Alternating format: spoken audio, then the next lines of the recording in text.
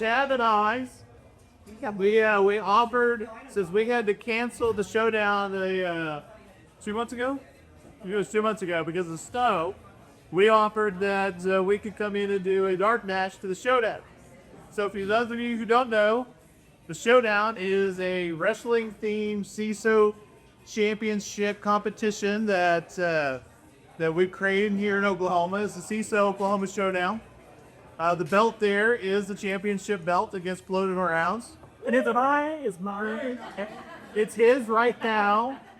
It was mine first, by the way. Then he lost it. Yeah. Just rub that in. Go on, Heather. So now here's the thing about the showdown. The whole point of the showdown is to demonstrate CISO skills. It's like a capture the flag for hackers. Now this year we're going to do something slightly different, and we're going to give a taste here. So at the competition at BSides up in Glenpool, coming up in April, we're going to compete again. I'm going to take the belt from him. But the competition is going to be really simple. Now, normally we have our ref who punishes us with the questions that they ask. They're still going to do that, but the audience actually gets to ask the questions through our Discord channel. So the Oklahoma Cybersecurity Discord, we're going to put a channel up for the CISO Showdown. And then that day, people can put questions up, or at the time, they'll put questions in, and then the ref will pick a question, and then we have to answer it. Then the audience gets to choose who wins. See, he has to bribe. I don't bribe. I may give him money, but that's not bribing. All right, so we are going to do a dark match, and what a dark match is, it's not a championship match, so even though I'm probably going to win, I don't get the belt tonight. All right, so everyone know the rules. Now, the whole point of the CISO Showdown is skill sets that a CISO needs and that we demonstrate on a daily basis, whether we're talking to a board member, the board as a whole, we might be talking to the news, whatever it may be. So those unique skill sets that CISOs have to have out in the world. So, with that said, I want everyone to think about a question that you would like to have one of us answer, and we'll go back and forth, then we'll flip a coin. Somebody got a coin. And they get to ask, you ask a question to him, then you ask a question to me, we'll go back and forth. We'll do, 4 or 5 questions each, and then you guys decide who wins. Who is the better CISO? Now, I will say this, if the person is not awake at the end of the competition, they cannot win. What? Okay, so, anybody have a coin on? Anybody with a coin? I know it's like money, change. Wait, who starts as we go? We could flip a pizza. That'd be kind of fun. Well, it's fire. You got a coin? What, am I supposed to pick you up, or? Yes, I'm gonna go. There we go. Okay. That one. We got one. All right. So since I'm flipping, he'll get to call it in the air, and then if he wins, he gets to choose. Fair? Who's got the first question? All right, we got a question in the back. Are you ready? Call it in the air. Yeah, I'm pretty sure it's no fair. I'll call heads. Oh, there it goes. It's running. All right, what is it? Heads or tails? It's tails. That's tails. That's tails. All right, he loses, I win. Therefore, he goes first. Thank you. That's not fair. I never miss out this side. All right, so what's the question? Can you define the term compromise? And it's supposed to be a compromise? Oh, yeah, please define the word compromise. Just, because I already heard the story behind this. Darn it. But I don't remember the actual definition. And that's a good question. Did you come up with me a definition right off the bat when you know I'm terrible at? It was supposed to be for him, so. Well, yes, but He gets to go next. luck of the draw. I don't have to answer that question. I think he should. Darn it. All right, I'll answer the same question. Okay, so how do you define compromised? Compromised would be something that a threat actor has gained unauthorized access to. Does that sound close? I'm in paper. See, that was mine as well. My definition as well. Okay. So I don't disagree with that if you can prove it. So when we're talking about compromise, now if you go look up the definition of compromise, it's got a couple of different definitions, but we're going to talk about the definition of compromise as it relates to cybersecurity. So the question is, does a violation of the CIA triad, confidentiality, integrity, and availability, does that constitute a compromise?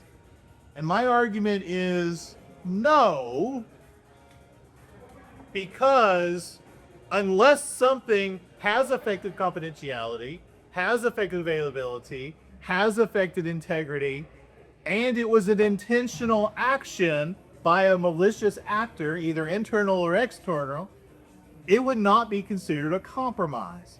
Now, I'm not saying it's not a bad idea, but having malicious software resident on your computer not necessarily means that your machine is compromised. How many people here has gotten bad spam email that has an attachment that says, here, double click this, it's going to get you lots of money? It's in your email. Is your email compromised? I mean, I see a lot of shaking heads. So it's there, the software is there, it's resident. It doesn't necessarily mean that your email is compromised. Now, Can I jump in there? no, not yet. Go ahead. Okay, go ahead. Okay, but is the malware or whatever is compromising really in that email? Yes, if the malware is an attachment to the email that is resident on the mailbox of the system. So it'd be downloaded into your machine, depending on what mail client you're using. If you allow it to that, it's okay. Well, Outlook did download it, so you would have it resident on your machine. How many people here run Outlook to an Exchange server? Does it download to your machine when you're looking at your Outlook clients? Yes. Unless you have an EDR that might stop it, which is great. But even still, if it downloads to your machine, is your machine compromised? It has the potential to be if someone were to run it right off code bases. So that was where the question came up today is, what can we prove is compromised? And has that action of that software on that machine actually compromised confidentiality, integrity, and availability? And at the moment, I am not sure that with all the information that we could find in the logs, that it can actually show the machine was compromised. Does it call into question why that software is there? Absolutely. Do I suspect that there is a problem on the machine? Yes. Can I prove that it's compromised? No. So are you suggesting that compromise equals breach? No. Because breach is unauthorized access to data in most definitions of compliances. And just because the malicious software is on the machine doesn't mean that there was unauthorized access to the data or any data exfiltration. All right. Next question. Oh, God. Yes, Mr. Referee. Can you answer a question in less than 20 words? Or need the word for your answers? Hey, I write reports for a living.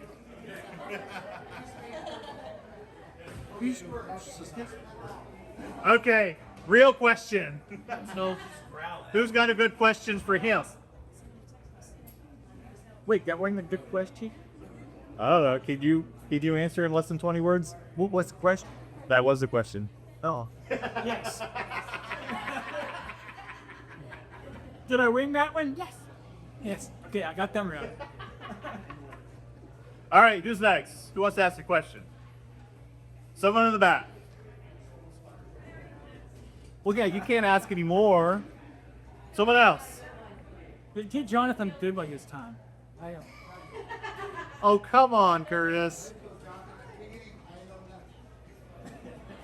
All right, anybody? Come on now. Gotta have a little fun.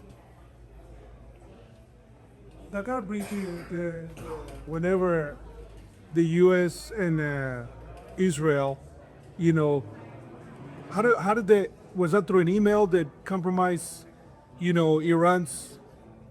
Oh, Stuxnet? Yeah. Because I thought it was actually ignited by something else, not necessarily open. How did that happen then? How did they get that sample there? So Stuxnet was, the issue with Stuxnet is the equipment that they were attacking was all offline. So the equipment, it wasn't nuclear equipment, it was actually equipment that managed like the temperatures of some of the more critical equipment, but they were all offline, they weren't on the network. So what appears happened, and we don't know the full story, is they were able to get it on a USB drive that they otherwise got 2 people that worked in that facility. When they plugged it into the closed network, that's when it delivered itself into the equipment. So it was a patch or an update or a driver or something. But the code in there actually manipulated, I believe, how the equipment saw the temperatures, so that if it was high temperature, it would say it was normal because they wanted it to burn the equipment out. They didn't want to cause an explosion per se, but they delivered it by effectively a USB drop. Now, I don't know if they actually dropped the USB and someone picked it up, or they delivered it, or they paid someone. I don't know how it was delivered, but we do know it was from a USB drive attack, and they used that to hit all the equipment because it was an offline network. That equipment was not on the regular internet.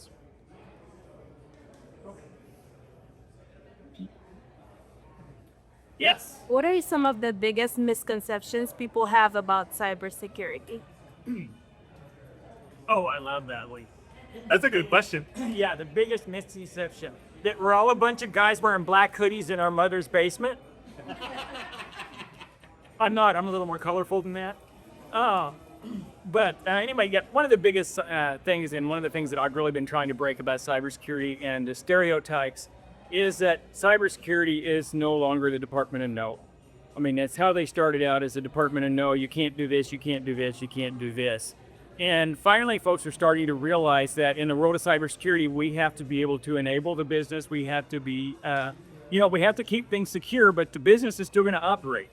And if you get too tight on things, then people aren't going to, either they're going to find a way to break it, and believe me, they will find a way to break your rules, or things are just going to be unusable. And my favorite part about that is, and I told the story 100 times at a seminar for IBM. We had the head of IBM security at the room says, "Okay, who wants to have a completely secure system?" Everybody in their room raises their hand and said, "Yeah, my system completely secure." He said, "Good." He said, "I want you to unplug it, put it in the bottom of the swimming pool, and fill it full of concrete. That system is absolutely bulletproof now. Nobody can access it, but it's perfect. It's great. It's secure." So, finding that balance between what is usable, what's secure, and that's something that is still, I think, a huge missing section in cybersecurity. Because we really are there to serve the business no matter what we think. I would say one of the biggest misconceptions that I see is people say cybersecurity doesn't affect them. So we have industries out there that they don't believe they have to think about security. And I, at the moment, can't think of any industry, of any job out there that does not have some form of cybersecurity involved, whether all they're using is a time clock on the network to gauge time, or put in a report, or their payroll, or whatever. So, I mean, I can't think of anything right now off my head that doesn't have some form of cybersecurity involved. And so, but I mean, we get it all the time. We get clients who will say, you know, well, we don't really need to worry about that. No one is attacking us. They don't want our stuff. And that's just not true. So that's kind of the one big one that I could think of. What's cybersecurity? Your turn. Cybersecurity. Well, it kind of extends, and Jonathan talked before about the wonderful CIA triad, confidentiality, integrity, and availability. And what we consider to be information security is protecting the confidentiality, integrity, and availability of information, whether it be of any form, whether it be electronic, whether it be on paper, however that happens. When it becomes cybersecurity, and I, for one, absolutely hate the cyber term, but I've started to embrace it just because everybody else uses it, and hey, if that's what it takes to get attention, I'm good with that. So cybersecurity comes in where you start talking about the interconnectedness of systems in the electronic information and how you protect that electronic information across all of the different places. So now, for the long-winded answer, Yes. No, I mean, that's exactly how I describe it. You have information security, which is the security of data. Cybersecurity, in most jargonistic forms, talks about the systems that we deal with, that the data resides on, whether it's the peers, the networks, cloud services, whatever it is. Now, I will say this, most people use it wrong. You know, they use cybersecurity and information security and privacy as interchangeable. And okay, I mean, Kleenex versus tissue, fine. I've never heard cyber privacy before. You talked that one? Well, you need cyber privacy. It's Yeah, cyber privacy. But so, you know, I don't get caught up into when somebody's talking to me about cyber and they go into privacy, okay, let's talk. I just want them talking about it. And we're talking about it, we're discussing it, we're getting better at it. But officially, I think the cybersecurity term is just like Chad said, it's more about the systems, the computers, the networks, the servers, those sorts of things. The people, actually, I would classify people in that cyber side. Data, either it be PII or IP or something like that, I would keep it to information security. But when we're talking about cybersecurity and what people do on the things, you know, click on the keyboard, I would still consider that cyber. It's good. So how many DoD votes do we have here? You do DoD votes? I need more. so that's a good thing. No, because that was really one thing Tennessee cried about when I was looking at the DoD 8140 a while back. And they reclassified anything that is basically connected to a cyber position, whether it's really security or not. And it's like I saw some things that were like, there was like a DBA role, I know, a database analyst role, but they classified it as cyber because their database is connected. Yeah. Now, but did they do that because they want the funding to move there? No, I had no why. I mean, I've seen that before where people will classify. I had an old CIO who is dead at the moment, so I don't really care about talking the story. But he would classify everything cyber because I had dedicated funds from the board that could go pay for cyber-related things.